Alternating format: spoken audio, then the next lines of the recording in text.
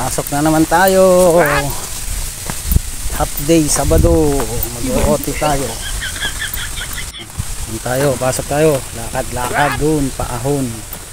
Tayo pupunta oh. Ayan. Magbabakal tayo doon.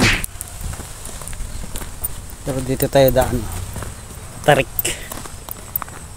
ang daanan. Putik pa. Ayan oh. Kasi ang bigat padala natin. Panali. Grabe, pagod oh. Ang layo pa. Ayan pa lang oh. Kabit tayo ng kolom.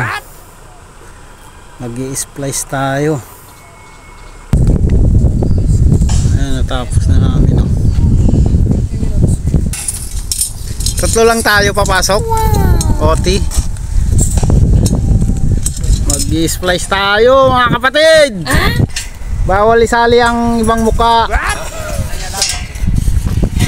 Mag-i-splice tayo kahit parating na si Uwan, Bagyo.